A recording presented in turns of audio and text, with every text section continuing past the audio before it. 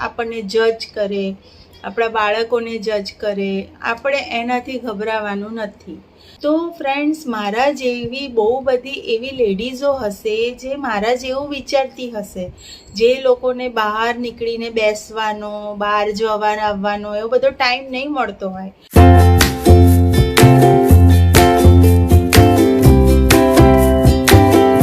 હાય દોસ્તો, કેમ છો? આજે તમારું સ્વાગત છે મારી ચેનલ ઉપર. એકચ્યુઅલી દોસ્તો, મારી એક વ્લોગ ચેનલ છે અને મેં આ ચેનલ હમણાં શરૂ કરી છે. અને મેં આ ચેનલ એટલા માટે શરૂ કરી કે કદાચ હું એક હાઉસવાઈફ છું અને હું વધારે બહાર જતી આવતી નથી. તો મને થયું કે ક્યારેક કંઈ સારું ખાવા બનાવી દઉં, કે ક્યારેક ક્યાંય બહાર જઈએ, કે કોઈ ગેસ્ટ આવી જાય, કે કંઈક નવીનતાવાળું વાતાવરણ હોય તો વિડીયો બનાવીને હું યુટ્યુબ પર નાખતી રહીશ. પણ દોસ્તો, આજે મેં એક રિયાલિટી પર આ વિડીયો પોસ્ટ કરવાનું વિચાર્યું. જ્યારે બી આપણે જીવનમાં નવી જગ્યા પર જઈએ તો એવું થતું હોય છે કે ત્યાંના જૂના લોકો તમને હેરાન કરે, કે તમને બોલાવે નહીં, કે કોઈ તમારું દોસ્ત ના બને. એવું થતું હોય છે જીવનમાં. એવું બની શકે કે આપણે વધારે સારા દેખાતા હોય, કે આપણા બાળકો કે બધા થોડા લીડરશિપ ક્વોલિટીવાળા હોય, કે આગળ પડતા હોય, કે આપણને થોડું વધારે એડજસ્ટ થવામાં વાર થતી હોય તો લોકો આપણને જજ કરવાનું શરૂ કરી દે. તો એમાં આપણે ગભરાવાની કે ડરવાની જરૂર નથી. કેમ કે હું એક રિયલ એક્ઝામ્પલ તમને આપું. મારે એક ડોટર અને એક સન છે, બેઉ ટ્વિન્સ છે, બોય અને ગર્લ. એમાં એવું છે કે જે મારી ડોટર છે એ ઇન્ટ્રોવર્ટ છે, એટલે એ ઘરમાં જ રહેવાનું પસંદ કરે છે. એ વધારે બહાર જતી આવતી નથી. એને ફ્રેન્ડ્સ બનાવવા ગમતા નથી. એને એકલું રહેવું, ભણવું, ડ્રોઈંગ કરવું, ટીવી જોવું, એ બધા એના શોખ છે. અને મારો જે સન છે એનું એકદમ ઊંધું જ છે. એને ફ્રેન્ડ્સ વગર બિલકુલ ફાવે નહીં. એને તો ક્રિકેટ ને ઓલવેઝ એને તો આઉટડોર એક્ટિવિટીઝમાં જ ઇન્ટરેસ્ટ હોય છે. હવે મારો જે સન છે એની અંદર એક એવી લીડરશિપ ક્વોલિટી છે કે ઓલવેઝ એને બધા ઇમ્પોર્ટન્સ આપે. કેમ કે એ બધા જોડે હસી બોલીને રમે કરે, બધા જોડે સારી રીતે. ઇવન હું બી મારા સનના ફ્રેન્ડ્સને એટલું જ ઇમ્પોર્ટન્સ આપતી હોઉં છું. પણ અમુક લોકો જે એવા હોય કે જે ઈર્ષા કરતા હોય આપણી પાછળથી, જેમ કે આપણે લોકો જ્યારે નીકળીએ, બહાર જઈએ, આવીએ તો એ લોકો પાછળથી આપણી નિંદા કરે, પાછળથી આપણને જજ કરે, આપણા બાળકોને જજ કરે. આપણે એનાથી ગભરાવાનું નથી. કારણ કે મારી સાથે આવું અનેક વાર બન્યું છે, અનેક વાર. અને મેં મારી લાઈફમાં એટલા બધા આવા એક્ઝામ્પલ ફેસ કરી લીધા છે કે હવે મને આનાથી કોઈ ફરક પડતો નથી. મેં મારા બાળકોને બી એવી રીતે ઉછેર આપ્યો છે કે એ લોકો બી જેને જે કહેવું હોય, જેને જે કરવું હોય એ કરે. અમારે એનાથી કોઈ લેવા દેવા નહીં. અમને ટોળામાં બેસી લોકોની નિંદા કરવી ગમતી નથી.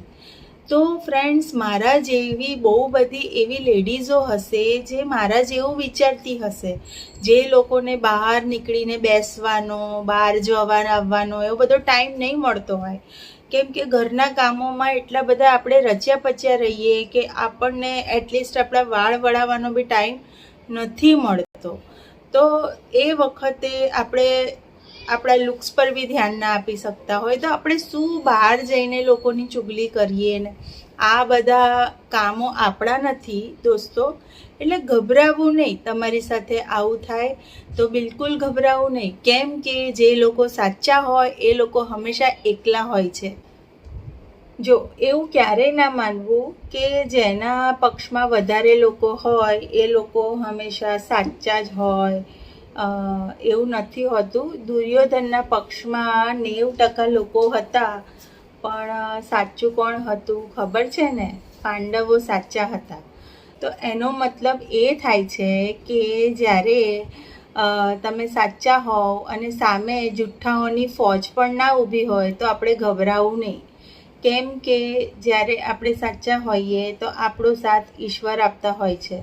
આપણો ભગવાન, આપણો ઈશ્વર હંમેશા આપણી સાથે રહે છે અને આપણે એમનું નામ જપ કરવું જોઈએ, જેથી આપણને શક્તિ અને તાકાત મળે. અને આ બધું જુઠ્ઠા લોકો નથી કરતા, સાચા લોકો જ કરે છે.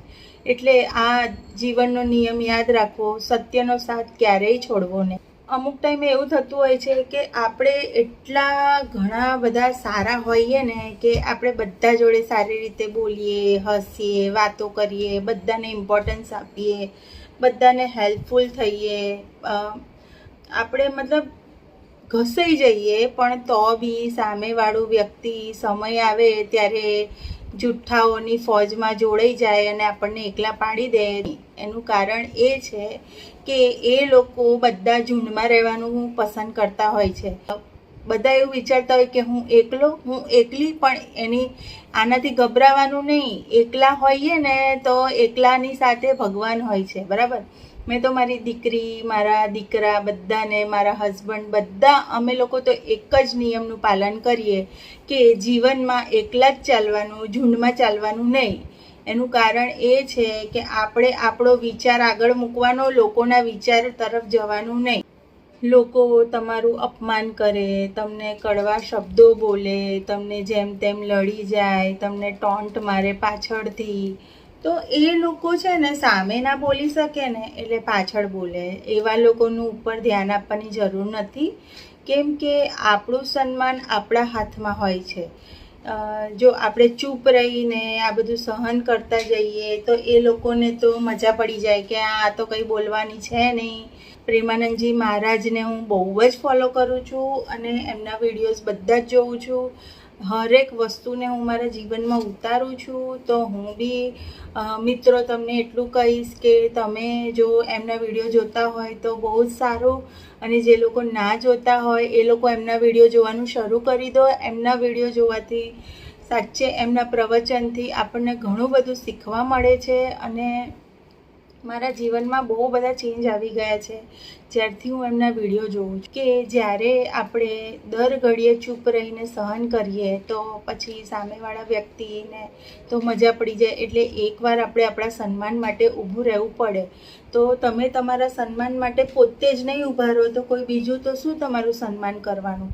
તો તમારે એના માટે તમારી પાસે એવી શક્તિ હોવી જોઈએ. જો આપણે પોતે જ આપણે અંદરથી લડવાની શક્તિ ના હોય, કે આપણે ડરીને રહેતા હોય, કે ગભરાતા હોય, કે જુઠ્ઠાઓની ફોજ છે સામે, આપણે કંઈ નહીં કરી લઈએ, આપણે શું કરી શકીશું, તો આવું ના વિચારો મિત્રો. કેમ કે આવા લોકો તમારો ફાયદો ઉઠાવશે અને આ વસ્તુ ટોલરેટ કરવાનું બંધ કરી દો પ્લીઝ. કેમ કે અત્યાર સુધી હું બી એવું જ કરતી હતી. કેમ કે જ્યારે આવા જુઠ્ઠા લોકો તમને એકલા પાડે અને તમારી પીઠ પાછળ તમારી હસી ઉડાવે, તમારો મજાક ઉડાવે, તમારા બાળકોને હેરાન કરે, તો પછી આવા લોકોને તમારે જવાબ આપવો પડશે. કેમ કે જો સાપ હોય ને, સાપ, તો આપણે શું કરીએ? બધાને ખબર છે કે સાપ શું કરે? સાપ કરડે, બરાબર. એટલે સાપ કરડે એટલે આપણે ગભરાઈએ, એટલે આપણે સાપ ઉપર જઈએ ના, આપણે સાપને જવાનો રસ્તો આપીએ કે સાપને ભાઈ આને જવા દો, ભાઈ આ તો કરડશે આપણને. તો આપણે બી એવા સાપ જેવું બનવું પડે. તો જ્યારે આપણે નીકળીએ ને તો લોકો આપણને આમ રસ્તો આપી દે કે ભાઈ આનું નામ ના લેવાય, આ તો હમણાં વરખશે, એવો આપણો આમ ધાક બેસાડી દેવાનો. સમજ્યા? જો આ મારા જેવી જેટલી બી લેડીઝો હોય ને આ વસ્તુ શીખી લેજો કે ચૂપચાપ જતું નહીં રહેવાનું ને ઝુંડમાં ક્યારેય નહીં જોડાવાનું. પોતાની અલગ દ્રષ્ટિ બનાવવાની, પોતાના વિચારો મૂકવાના, અને આપણે ક્યારેય બી આપણે એકલું નહીં સમજવાનું. આપણી સાથે આપણો પરિવાર તો હંમેશા હોય જ છે. અને એમાં તો હું બહુ જ લકી છું કે મને એટલો બેસ્ટ હસબન્ડ મળ્યો છે. એ હસબન્ડ ઓછું મારો બેસ્ટ ફ્રેન્ડ છે, અને મારા 2 બાળકો તો એનાથી બી અધિક બેસ્ટ ફ્રેન્ડ છે. અને મારો ડોગ છે એ તો એટલો ડાયો છે કે તમને શું કહું. મને એટલી સારી ફેમિલી મળી છે. પણ બીજી એક વાત તમને કહી દઉં કે બધા એમ કહેતા હોય છે કે આપણો પરિવાર, તો જો સૌથી વધારે તમને પાડવાની કોશિશ તમારા પરિવારવાળા જ કરતા હોય છે દોસ્તો. કેમ કે જો તમારું સારું કોઈને દેખાતું નથી, તમારું સહેજ સારું થાય ને લોકોને ઈર્ષા આવવાનું શરૂ થઈ જાય કે ભાઈ આનું સારું થયું, તમારા છોકરા જો સારા માર્ક્સે પાસ થાય, સારી સ્કૂલમાં ભણે તો આને તો સારી સ્કૂલમાં આમ પાછળથી બોલવાનું શરૂ કરી દે. જો સૌથી મોટા દુશ્મન બહારવાળા નહીં, પરિવારવાળા જ હોય છે.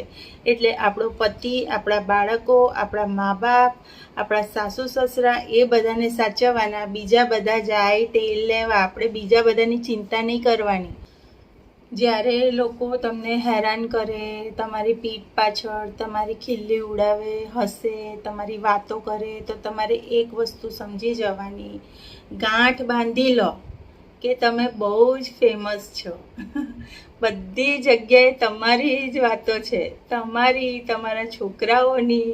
એ લોકો સાથે કોઈ ટોપિક જ નથી. કેમ કે જે લોકો ફેમસ હોય ને એ લોકોની જ વાતો ચાલતી હોય બધી જગ્યાએ. જો ને અત્યારે ઓલું પિક્ચર આવ્યું ને નવું ધુરંધર, તો તમે જોયું નહીં, બધી જગ્યાએ ધુરંધર ધુરંધર ધુરંધર ધુરંધર 2, રણવીર સિંહ તો તમે જુઓ ને, ફેમસ છે તો એની વાતો ચાલે છે, તો આપણે ફેમસ છે તો આપણી વાતો ચાલે. અમુક લોકો એવા હોય ને મિત્રો કે જ્યારે આપણે નીકળીએ ને તો બહુ ખુશ થવાનું આમ બતાવે આપણને ટોળામાં કે ભાઈ અમે લોકો બહુ હસીએ છીએ, બોલીએ છીએ, ખુશ થઈએ છીએ, આમ હી હી હા હા કરે, હસે, આપણને એમ જલાવવાની કોશિશ કરે. તો એકચ્યુઅલીમાં એ લોકો અંદરથી ઇનસિક્યોરિટી ફીલ કરતા હોય ને આપણાથી, એટલે એ લોકો આવું બધું કરવા લાગે. અને આપણને એ બધું એવું કરતા હોય તો બી આપણે ધ્યાન ના આપતા હોય, ના જોતા હોય એ લોકો સામે, એટલે એ લોકોને વધારે ગુસ્સો આવે કે આ તો મને જોતી જ નથી, હું આટલું બધું કરું છું તો એને તો કોઈ ફરક પડતો જ નથી. તો મિત્રો વિચારી લો કે એવું જ રહેવાનું. જેને જે કરવું એ કરે, હસે, ભાગે, કૂદે, નાચે, દોડે, જ્યાં પડવું હોય ત્યાં પડે. આપણે એ લોકો સામે જોવાનું જ નહીં. આપણે આપણી મસ્તીમાં જ જવાનું, મસ્તીમાં જ આવવાનું. અને આ મારા જેવી જે બીજી બૈરીઓ હશે ને, જે બધી લેડીઝો જે ઘરકામમાં આખો દિવસ વ્યસ્ત રહેતી હોય, કચરા, પોતું, વાસણ, રાંધવાનું, ખાવાનું, છોકરાઓને ભણાવવાનું, છોકરાઓને સ્કૂલે લેવા મૂકવા. હવે વિચારો આખા દિવસમાં આપણને કયો ટાઈમ મળ્યો કે કોઈની જોડે જઈને બેસીએ કે કોઈની ચુગલી કરીએ. અને પ્રેમાનંદજી મહારાજે શું કીધું છે કે કોઈ બી આપણી સામે કોઈની ચુગલી કરે ને તો શું કરવાનું? કાનમાં આંગળી નાખી લેવાની. એટલે આ વસ્તુ યાદ રાખવાની. ફ્લેટ તો જૂના જ હોય પણ આપણા માટે નવો ફ્લેટ હોય કે આપણે જૂના ઘરેથી નવો ફ્લેટ લીધો અને આપણે ત્યાં રહેવા ગયા, બરાબર. તો ત્યાં કેવું હોય, જે જૂના લોકો રહેતા હોય ને એ લોકો એમ સમજે કે ભાઈ અમારું જ રાજ, અમે જેમ કરીએ એમ, જેમ બોલીએ એમ જ કરવાનું, અહીંયાની બેસવાનું, અહીંયાની ઊભું રહેવાનું, આટલા વાગે નીચે નહીં ઉતરવાનું, આટલા વાગે અવાજ ના થવો જોઈએ. તો એ લોકો છે ને એમ વિચારે કે આ અમે કડિયા કામ કરીને આ બિલ્ડિંગ ઊભી કરી છે એટલે અમે જે કહીએ એ જ લોકોએ કરવાનું. તો જો તો કંઈ આપણે ઓલું શું કહેવાય, હોસ્ટેલમાં તો રહેવા આવ્યા નથી કે આપણે આવી રીતે એડમિશન તો લીધું નથી કે લોકોની વાતો સાંભળ્યા કરીએ અને લોકોની વાતો માન્યા કરીએ. તો ભાઈ જો બિંદાસ રહેવાનું, આપણે આપણી મસ્તીમાં રહેવાનું, બરાબર. આપણા ઘરમાં કોઈ દાણો પાણી નાખી નહીં જવાનું. આપણે આપણી જાત મહેનતથી કમાવાનું, ખાવાનું, બરાબર. આપણું સારું વિચારવાવાળા લોકો આ દુનિયામાં છે જ નહીં. એટલે આપણે પોતે આપણું સારું વિચારવાનું, લોકો ઉપર ધ્યાન આપવાનું નહીં. જો મિત્રો, તમે ખોટા નથી, તમે કોઈનું ખોટું કર્યું નથી કે તમે ક્યારેય કોઈનું ખોટું વિચાર્યું નથી. જો જે લોકો સાચા હોય ને એમનો સાથ ઈશ્વર આપતા હોય છે. આવા લોકો હોય એમનાથી દૂર રહેવાનું. એટલે અને બીજી વસ્તુ કે ક્યારેય બદલાની ભાવના રાખવાની નહીં, બરાબર. સમય જાય એમ તેમ ભગવાન આપણો બદલો ભગવાન લેતા હોય છે. એટલે જો આપણે સારા કર્મો કરીએ તો આપણું સારું જ થાય અને ખોટું કરીએ તો ખોટું જ થાય. એટલે આપણે સારા કર્મો કરતા જવાનું, ફળ માંગવાનું નહીં. ભગવાન આપણને ફળ એક દિવસ આપે જ છે. તો મિત્રો, જો મારું આ વિડીયો તમને ગમ્યું હોય તો પ્લીઝ લાઈક કરજો, શેર કરજો, સબસ્ક્રાઈબ કરજો, કમેન્ટ કરજો કે આ વિડીયો તમને કેવું લાગ્યું. જો આ મારો સન છે અને આ મારી ડોટર છે અને બંને મારા બેસ્ટ ફ્રેન્ડ છે. અને મારા છોકરાઓ વગર મારી જિંદગી તો અધૂરી જ છે. એ લોકો વગર તો હું જીવી શકું એ પોસિબલ જ નથી. તો ફ્રેન્ડ્સ, મારી ક્યુટ દીકરી ને ક્યુટ દીકરા માટે પ્લીઝ એક લાઈક કરજો અને સબસ્ક્રાઈબ કરવાનું ના ભૂલતા. હું ફરીથી આવી એક સ્પીચ નાખીશ. જો તમને ગમતી હોય તો મને કમેન્ટ કરજો, હું જરૂરથી નાખીશ. Okay, by.